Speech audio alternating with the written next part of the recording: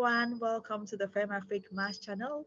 We are excited today to bring you an interview from a maths queen, and we'd like to hear about her journey and be inspired by it. Hello, welcome to our channel. We'd like you to start by introducing yourself and your journey with mathematics. Thank you, Angie, and thanks for having me here on your channel. And I will start by commending you for the good works you are doing, encouraging and inspiring young people, especially girls, to pursue mathematics and then career in it. Kudos to you. And starting with my intro, my name is Aida Abdallah, currently a postdoc researcher in mathematics, applied mathematics to be precise. My journey in mathematics started as far as I can recollect in my basic school education, that's junior high school as we have in Ghana. I'm originally from Ghana. It started, I was just an above average student in mathematics. So, I mean, I wasn't a bad student. I wasn't exceptionally good too, but I was just good enough, let's say. So nothing fancy there until I went to high school, where for some reason I failed my core subject, core math subject. And in my high school then, Accra Girls Senior High School, which happens to be your high school too, you were my senior. You were my senior, so I didn't meet you there, but I'm sure you know we have this famous or infamous, I should say, article list that features all students who fail the core subject, right? So I was there for not passing core math. Okay, so that was that was something that struck me because it made me cry really hard. I was embarrassed, like my name on the list for the whole school to see. The consequence of being on that list was that you would, for boarders, they will not get to go for their midterms, home during midterms, right? But for day students, there wasn't really any consequence because we came from home. I was a day student then, but still, I felt highly embarrassed. So, I mean, I cried my eyes out, and I remember after that event took place, I told myself that come what may, this math thing I'm going to struggle with. I'm going to find my way around it and make sure that not only will I not feature on that list again, I would get an A the next time, at least to clear my my name. You get it. So that was the challenge for me.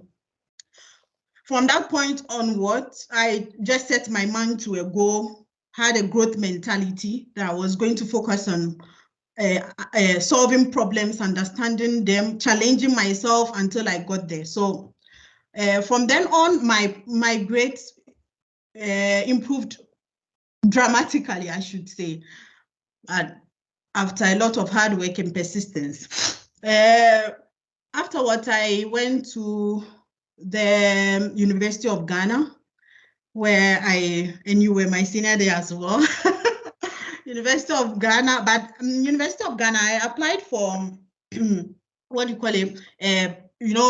Medical. I wanted to go to the medical school. So although I had performed well in mathematics, I had A in commerce and then elective math eventually. So, but in choosing my courses, I wanted to do medicine. So I chose biological science. I remember. And I chose, what do you call him? Yeah, I think biological science, because that was just the way to go through to medical school. And for some reason, I suppose it's because they saw that I did well in mathematics.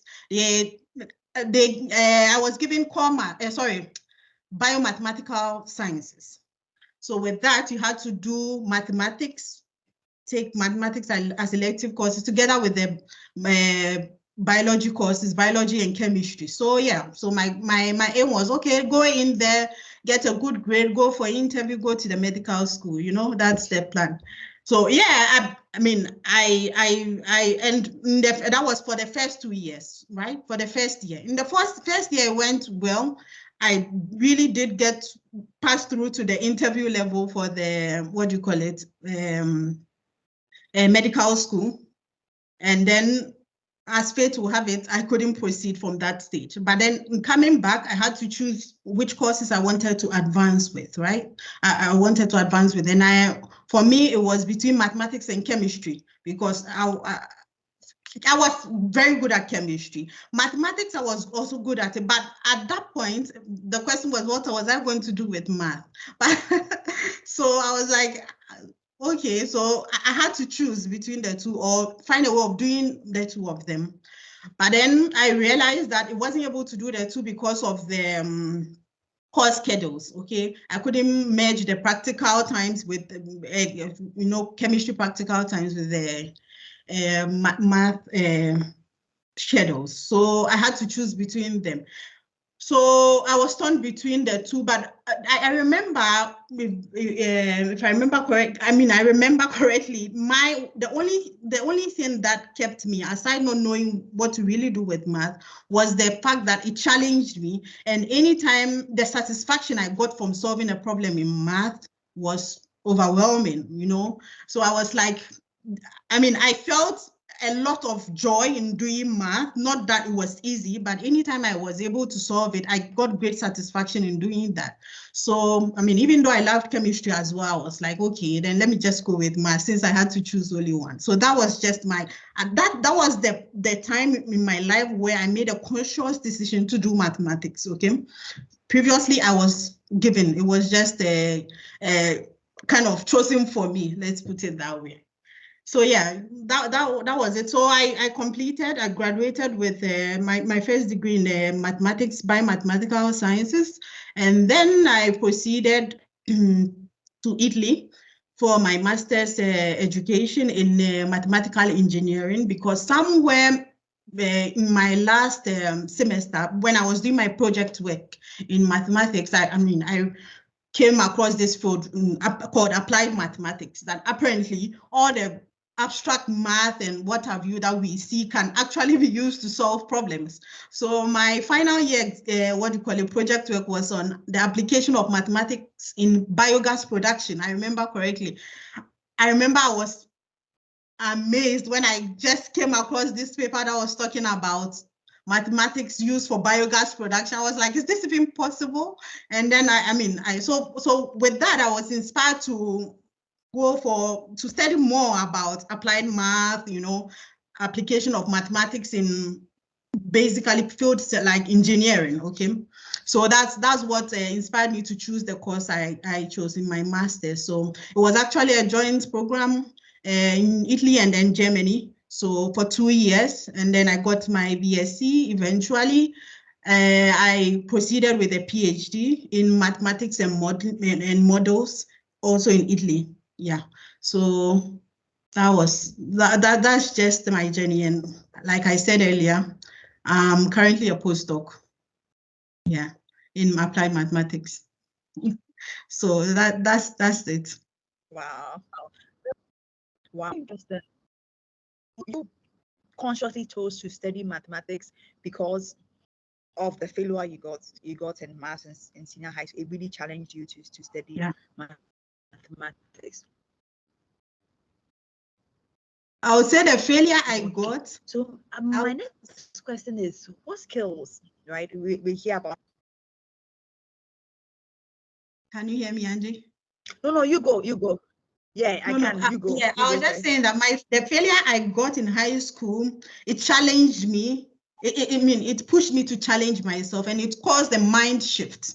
Okay, before, like I said, I was an okay student, not a bad student, not a good student, and I was just okay with that. But when I got that failure, it caused me to shift my mind towards excellence. So I did what I could in my capacity. Practice, work hard, study hard to get that. If I didn't get that failure, I probably would have completed high school as an average math student. Yeah. Wow. Okay. So you mentioned that you found mathematical engineering very, very interesting. You went on to do your assessments, which helped you to do it. About math skills, we will talk about coding. Like, what skills did you acquire, which helped you in order to navigate yourself through this journey? Okay, so if I heard you correctly, you're asking what skills I acquired Hello, through. Yeah, it's quite fuzzy, but I think you are asking me the skills I acquired through my master's level, my education, the master's level, mathematical engineering.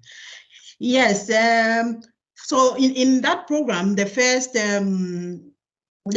year was based on theory. Let's say the first semester was based on mathematical theories, functional analysis, mathematical analysis. So I would say that I acquired how to rigorously think and to think analytically.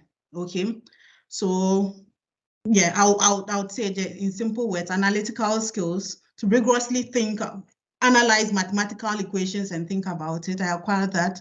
I also acquired numerical skills. So I understood a lot about numerical, because let me just say that there are numerical methods that mathematicians use to solve equations. Sometimes these are equations that are, let's say, difficult to solve analytically. Okay, so in that case, you need the numerical techniques to solve them. I learned that as well. And finally, I also learned coding skills.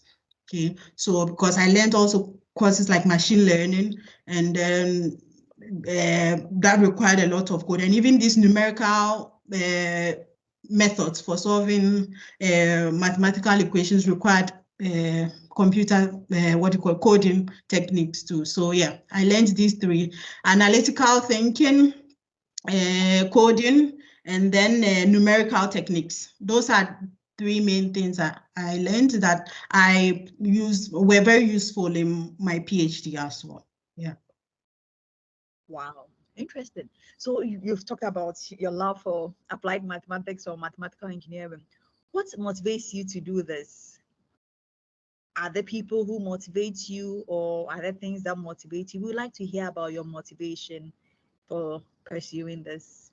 Yeah, I would say that intrinsically, or I mean naturally, I'm someone who likes to do things to impact others. I want to do, I care about people. Maybe that informed my decision to pursue medicine, like in my undergraduate, because of the ability to, just the need to want to help others, okay? So everything I do, I feel like I have to find a way of making it impactful on people. Otherwise, to me, it's meaningless. That's just my definition of my success, okay? It has to be impactful for other people, not just the people, I mean, my surroundings as well. So that was just basically my motivation for pursuing applied mathematics. It fascinated me that not only would I get to do something challenging, but I'll also be able to use it for something that will be meaningful to others, my community, the world around me. You get it? So yeah, that's basically my motivation. Yeah. Okay. So following along those lines, so you want to make an impact. Tell us about your work, about your research. What does your research entail, and how impactful is it to our society?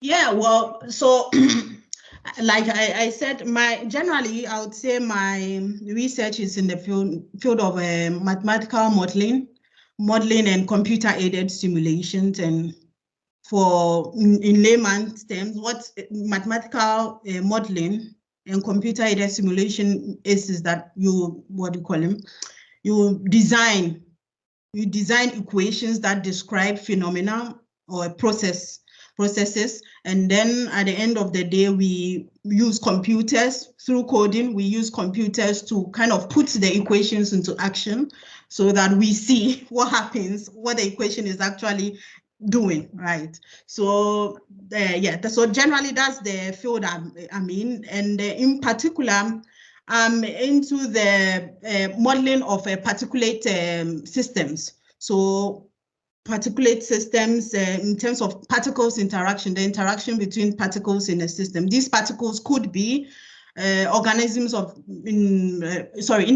of a population, organisms or chemical compounds or atoms, there could be anything, okay? So, I mean, I'll just illustrate with an example.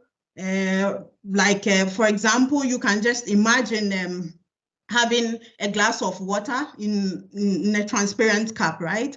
And then put in, let's say, a spoonful of sand, okay? Stir it and it mixes evenly, and then just leave it undisturbed. You notice that the particles settle at the bottom of the water, okay? But if you pay close attention, you realize that they don't settle at the same time, i.e. the water doesn't become clear at the same time. I mean, immediately, that's what I mean. You realize that it's a gradual process. So when you see that, okay, you can see a separation in the two layers, one of the depth at the bottom, but then it could be that the water will be turbid for some time before it becomes clearer.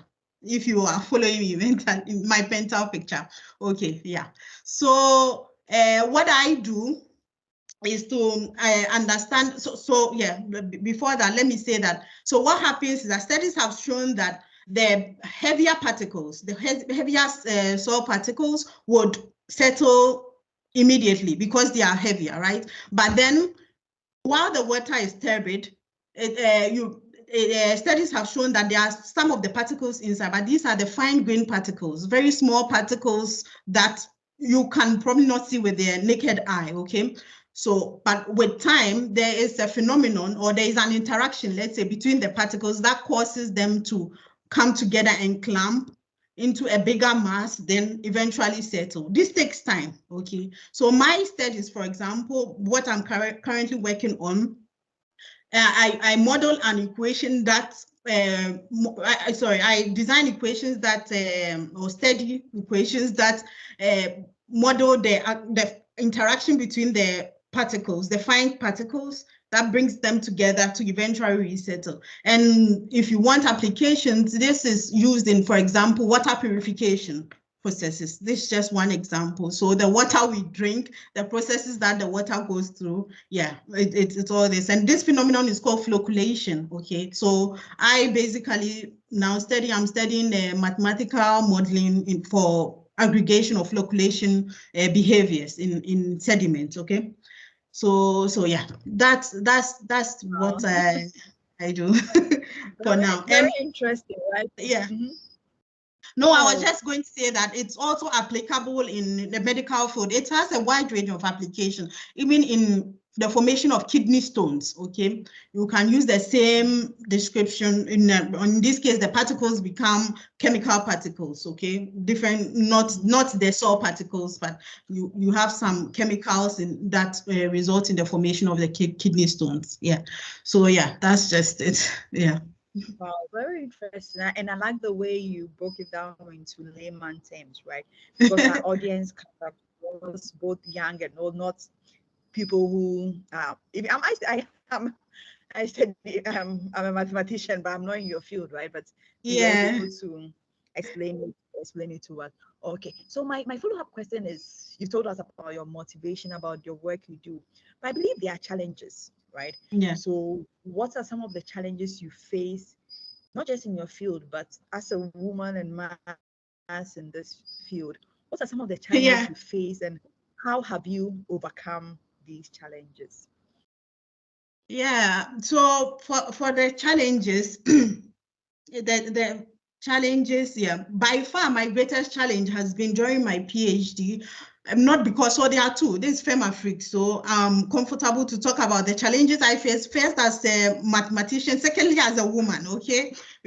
So there are certain challenges that are peculiar to women, and then some that are generally challenges that you face with maths. First, the one with maths, like, well, I like to use the word that Mariam Mirzakhani used, that when you are solving a mathematical problem, it's like you're in a jungle that you don't know where to go. You are just finding your own way around it until you come up with a solution. So that's just how it feels when you are faced with any problem, any new problem, right? And it's just a repetitive thing. As long as you have a new problem, you have that challenge. It keeps you in the dark for some time. The frustration in knowing how to go about it, finding tools, finding resources, and all that would help you to come on. So that's what a basic challenge with mathematics, and I'm sure it applies to every mathematician or even people outside the field of mathematics too. But so that's just one basic one. But the other challenge I faced peculiarly in my case was when I joined my PhD, I was, I had to juggle between motherhood and then my PhD too. So because I had two toddlers, one was 2 and then 3 years old during my PhD. Well, during the period. So it was hard. And on top of that, I was living outside, in a foreign country away from family. So there wasn't assistance like in that sense. So yeah, so it was that was by far, that has been the most challenging part of and the most rewarding one as well, as you can imagine, because it's like the challenges seem to be proportional to the reward you get in the whole process. But how did I deal with that? First of all, I guess I would say it was mainly the grit as in GRIT. I was focused on what I wanted, and I persevered. I knew what I wanted, and giving up wasn't an option. Okay, so I persevered, worked hard at it. The challenges kept coming from the PhD itself, and then from the family aspect. Okay, the kids will always be kids. It came, but then keeping my eye on the board that this is something I wanted to achieve, staying committed to the goal, working hard at it, yes. And then, of course, this time, although I was living alone, then I had a lot of support from family. My father has been my #1 supporter from childhood. So throughout my education, he has been there. And then, of course, later on with my husband also, he has been a great push as well. So even from a distance, hearing these positive words from family means a lot, right? It keeps you going. And then, yes, and then I found some friends also around, foreigners though, but they also helped out. And so I call those the lights of the whole darkness period. But so that's just the what do you call them, people who motivated me from the family friends aspect. But I also got a lot of motivation through the not just during my PhD, but through my educational cycle. I got a lot of motivation from my mathematics teachers, not directly though, but first of all, in my junior high school, Mr. Zumanu, who taught me mathematics, he was simply brilliant. Like, he didn't really actively tell me to do this or do that, but I just liked the way he thought math, the way he carried himself, the way he just seemed to me to be so intelligent, and that was fascinating for me. So that was, I guess, my first form of motivation with mathematics. And then in high school, Mr. Chebafo, he taught me math, and I really loved the way he taught it. My God, his understanding of mathematics was so beautiful. Like when he taught it, when he spoke mathematics, it just felt like, how can I even get to this stage of, that's how they feel. And finally, in the University of Ghana, I would mention the late Professor Champon. Yeah, he wasn't even really supposed to be my lecturer, but I had heard so much about him. So once I snuck into his lessons. I snuck into his lessons just to have a feel of this great Professor Champon that everyone talks about. And again, I was bedazzled by the way he spoke mathematics, the way he presented. He was teaching calculus, I think, at that time. And the way he spoke eloquently about what he was teaching, I don't know what exactly he said, but so in all of these three people, you could see that I was just really excited about the way they taught the subject and the way they understood it. it's like the understanding of the subject was beautiful. So it kind of motivated me to want to be at that level. Do you get it? Yeah. So I'll tell you, yeah, those are my main motivators. About aside that, people like you also motivate me. I had seniors like you. You were my senior also. I mean, even in Legon, right? Then I met you and I saw you a female doing math. I mean, so what excuse did I have, right? So it always helps to have predecessors also ahead. I mean, it gives you examples that, okay, I mean, you don't have any reason to complain. Someone else is doing it. You get it. So, yeah. Interesting. So I like the fact you've highlighted the importance of a support system, right? You have a support system of family and friends, but also of mentors. It might not be a direct mentor. They indirectly impacted Yes, you on your journey. We are gradually coming to the end of our discussion. So you have talked about people who have encouraged you. They are young people watching from all across the world. Most of our audience are from African cities. Looking at a younger Aida, what would be your inspiring message in a minute to a young girl who wants to pursue mathematics? Well, if this young girl has already decided to pursue mathematics, then I'll just say go for it. But if she's at a stage where she hasn't decided yet, and she's, for example, I'm now looking at those in high school, because that is where most of the decision, because they are very, I mean, for want of a better word, clueless, okay, to what math has to even offer, or even the courses they have to make. And they are even battling to just pass their exam at high school before they even make a choice. I would say that math is for everyone, okay? Don't think that math, there are certain people who are born to be good at math and certain people who are not. Just be open-minded, focus, make up your mind, I'm going to get this. It won't come easy. It won't come easy, and it might not come as fast as everyone else. You might have your own, I mean, it will take you some time to get it, but with persistence, consistency, and practice, you'll get it. And I'll conclude with one word that, I mean, one advice that I remember my lecturer in University of Ghana, Prince Kore, you know him, he told me that it's like learning how to sew.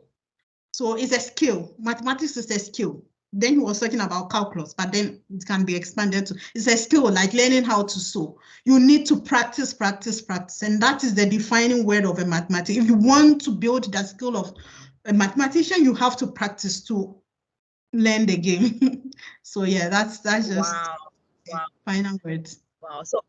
So I'll summarize what he said, which is the theme for the International Day of Mathematics this year. It's mathematics is for everyone. Exactly. And you mentioned the fact that you should be consistent, persistent, and practice. Wow. Yes. Thanks so much, Aida, for honoring our invitation, and we look forward to sharing your story with the world. Bye. Thanks for having me.